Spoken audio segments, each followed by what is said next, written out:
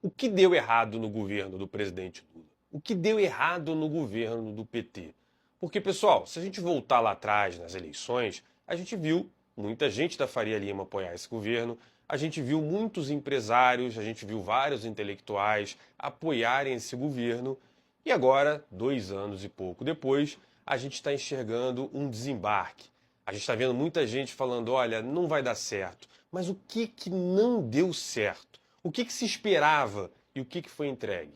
Então vamos lá. Primeiro é importante entender um pouco o contexto das coisas, tá? A Dilma fez um governo muito ruim, um governo claramente equivocado, um governo que teve uma crise criada pelo próprio governo e acabou virando quase que um verbo, né? Dilmar. A pessoa dilmando é quando ela começava a tomar atitudes claras que dariam errados, não é isso? E a gente teve, de fato, um começo, meio e fim. A Dilma começou a gastar dinheiro de maneira perdulária, começou a torrar dinheiro, começou a segurar preço, fazer congelamentos de preço de energia, congelamento de preço de alguns números que poderiam ser basicamente manipulados pelo governo dela. Isso foi feito até o momento que ela se reelegeu e estourou a inflação. A gente passou de 10% de inflação, a população passou a sentir na carne essa inflação, uma inflação real, tá? Porque tem a inflação que você olha nos indicadores, mas aquilo ali é um indicador econômico, tem vários tipos dele. Mas quando a população começa a sentir que o dinheiro dela não dura mais até o final do mês, que está mais difícil comprar as coisas, que o tomate está mais caro, que o café está mais caro, quando isso acontece, naturalmente a população, mesmo que ela não saiba o que é uma taxa Selic, mesmo que ela não saiba o que é uma taxa de juros, juros compostos, que ela não entenda de indicadores de inflação, ela passa a sentir na carne. E aí a insatisfação chega, a popularidade do presidente cai, as pessoas, no caso, foram às ruas, derrubaram a Dilma.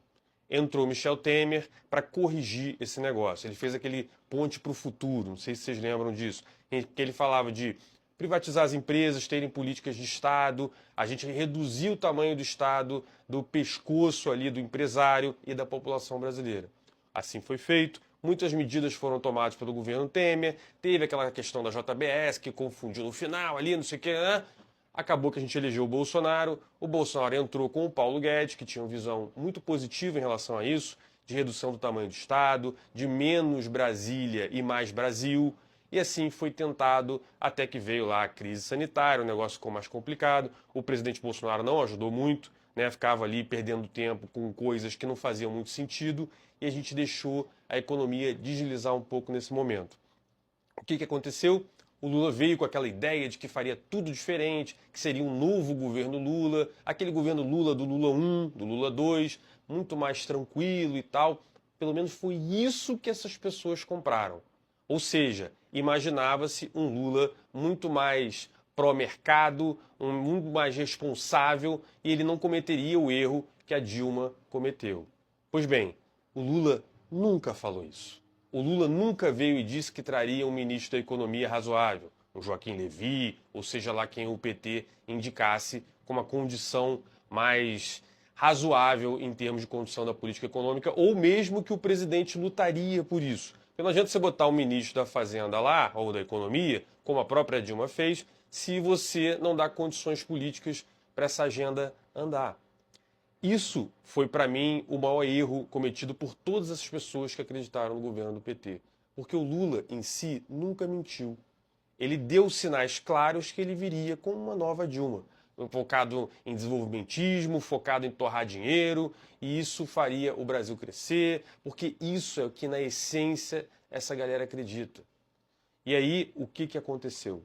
Ele entrou, derrubou o teto de gasto, né? Botou lá o arcabouço fiscal, que era um tetinho de palha, ali já assustou as pessoas, e desde então ele vem torrando dinheiro, isso força um voo de galinha, ou seja, a gente teve o Estado aumentando o crédito, o Estado incentivando o consumo, isso faz no primeiro momento o país subir, só que depois, porque você não está tendo muito investimento, ele cai, ele passa a ter uma recessão, ele passa a ter um aumento da inflação. Exatamente foi o que aconteceu com a Dilma e é exatamente o que a gente está vendo agora.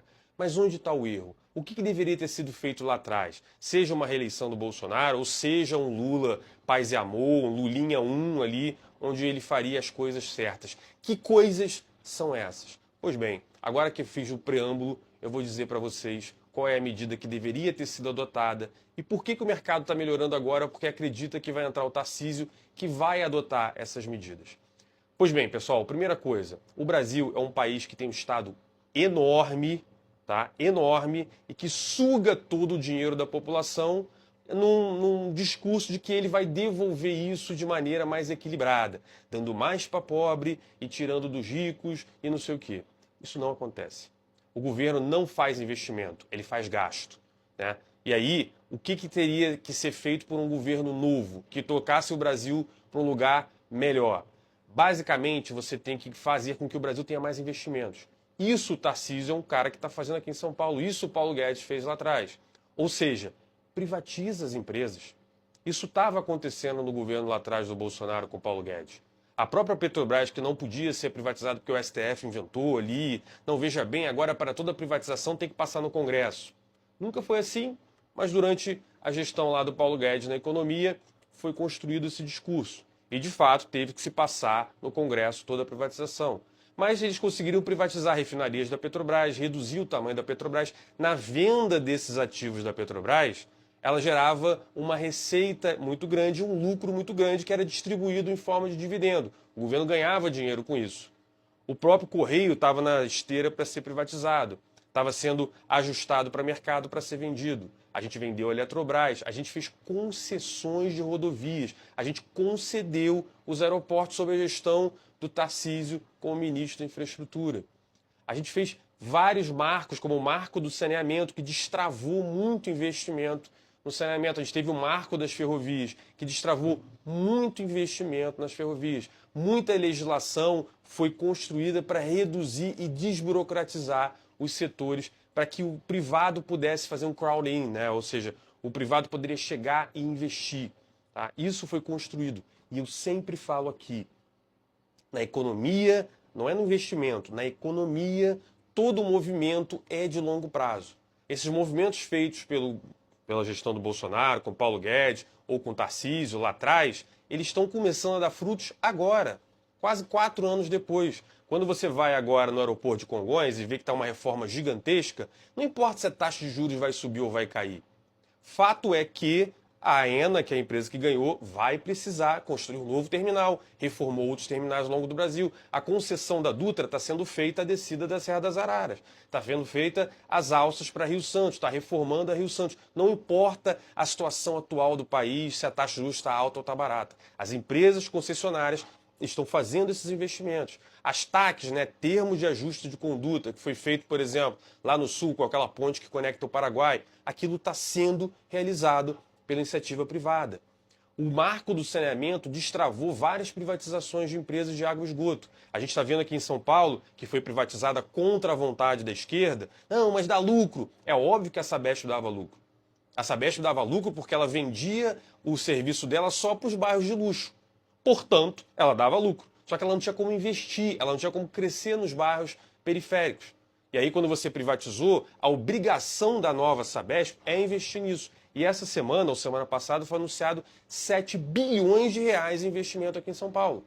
A gente vai construir canos, a gente vai levar água onde não tem. E fora da Sabesp, teve no Brasil inteiro. Empresas de energia, rodovias. As ferrovias estão sendo construídas aí aos quilômetros. A FIOL, várias rodovias, ferrovias sendo construídas por aí. Esse investimento, ele demora para maturar. Porque você precisa primeiro fazer o projeto executivo, né, fazer toda a parte de licenciamento. Esse negócio demora muito tempo. Mas ele foi plantado lá atrás. O próprio Lula, quando ele anuncia esse PAC, veja bem, os investimentos do PAC, a maior parte das obras do PAC são derivadas de privatizações e concessões feitas em governos anteriores. Portanto, quando o Lula entrou, ele deveria continuar nessa pegada. Ele deveria, por exemplo, seguir com a privatização dos Correios. Ele deveria seguir com a redução do tamanho do Estado, com redução de gasto. Porque, veja, reduzir gasto não significa você cortar as coisas. Aqui em São Paulo, por exemplo, foi privatizado, ainda na gestão do Dória, salvo engano, o Parque do Ibirapuera. O governo municipal aqui, ou acho que era municipal, gastava 80 milhões de reais por ano com um parque fudido que era o Ibirapuera. Hoje você vai no parque, eu acho ele melhor do que o Central Park. Tem várias novas unidades, você tem restaurante, você tem tudo arrumadinho, jardinagem. Sabe quanto custou isso para o cofre público? Nada. Ele deixou de gastar 80 milhões, ele ainda recebeu uma outorga e hoje uma empresa privada toca o parque. Todo mundo que visita o parque acha lindo. Isso é um corte de gasto, de uma maneira que você transforma isso em investimento. E não foi isso que a gente assistiu. O governo Lula entrou e começou a gastar dinheiro. É diferente gasto e investimento. Investimento é quando você constrói uma rodovia. E aquilo vai fazer com que as pessoas transitem, caia o preço do frete e tudo mais. E isso é um investimento. Gasto é quando você pega o dinheiro e faz transferência de renda. Ah, você é contra o Bolsa Família? Não, não sou contra o Bolsa Família. Eu não sou contra nenhum tipo de transferência de renda a quem precisa. Mas isso deveria ser feito de maneira temporária. Se o povo do Nordeste lá e do Norte, que hoje já tem mais gente recebendo auxílio do governo do que um salário, do que trabalhando de maneira formal, esses lugares não deveriam deixar de receber isso. Mas deveria pensar o seguinte, ok, o que eu faço então nesses lugares para gerar investimento? O Ceará é um lugar assim abençoado por Deus. Ele está perto dos Estados Unidos, perto da América Central, perto da Europa. O Nordeste de uma maneira geral. Para o cara que está em Portugal, vir fazer kitesurf ali no Ceará é mais perto do que ele ir, às vezes, para a Rússia ou para os Estados Unidos. A gente tem toda a condição de investir em turismo, investir em novas empresas, fazer polos. Tem um polo tecnológico, salvo engano, em Recife, que é excepcional. A gente tem bons modelos para serem executados aqui no Brasil, mas isso não acontece. O governo entrou, começou a gastar dinheiro, agora vem a eleição, ele vai ter que gastar mais dinheiro ainda. Só que todo esse gasto de dinheiro, essa jogada de crédito para a população, compra o teu carro novo. E aí, o cara comprou um carro novo, o que mudou? O que isso vai ser convertido? Ah, não, compra isso, compra aquilo, e dinheiro. As pessoas que recebem o Bolsa Família, elas vão gastar aquele dinheiro, mas isso não é um investimento. Ela vai gastar o dinheiro na padaria, a padaria vai estar sobrevivendo com aquele dinheiro. No momento que você cortar essa transferência de renda, a padaria quebra, o cara passa fome e tudo mais, porque não teve investimento. Agora, se você leva uma indústria para essa cidade, onde as pessoas recebem isso, e essa indústria contrata as pessoas passam a trabalhar, a aprender uma função, amanhã ou depois, ela sabendo melhor aquela função, ela vai trabalhar em outra empresa, ou abrir a própria empresa, ou prestar serviço para essa empresa. Isso gera desenvolvimento. O erro do PT foi acreditar no desenvolvimentismo, foi acreditar que o Estado é capaz de induzir crescimento. O Estado não consegue evitar que a porra de um garoto roube celular na Faria Lima. O Estado brasileiro não consegue evitar que um garoto rapper aí ande pela rua fazendo cavalo de pau na frente da polícia e ele saia 24 horas depois. A gente não consegue evitar o básico. A gente consegue fazer com que o Estado consiga nos dar o simples. Educação básica é uma merda no Brasil.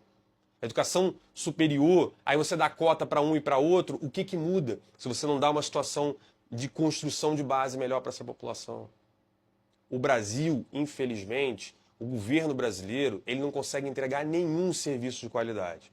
E o governo do PT chegou lá e falou, não, deixa comigo, eu vou pegar mais dinheiro de vocês, vou aumentar o imposto de vocês e eu vou ser capaz de induzir o crescimento. Só que o que ele fez foi aumentar gasto.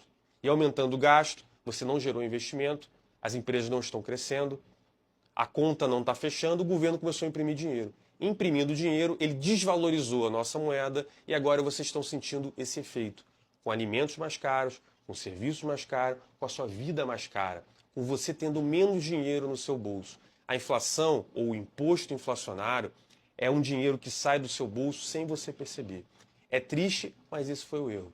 E agora a gente está vendo um pouco de melhora, por quê? Porque estamos vendo a popularidade do presidente Lula cair, e aí acredita-se que daqui a 1 ano e meio, 2 anos, vai entrar um cara novo, capaz de fazer exatamente isso que deveria ter sido feito. Que o Tarcísio está fazendo em São Paulo. E como ele é um bom nome, o mercado está falando, bom, o Brasil aguenta mais 1 ano e meio, entra aí um Tarcísio ou entra um cara da direita aí que vai tocar essa agenda e o país melhora. Mas vocês vão vendo esse movimento em investimento.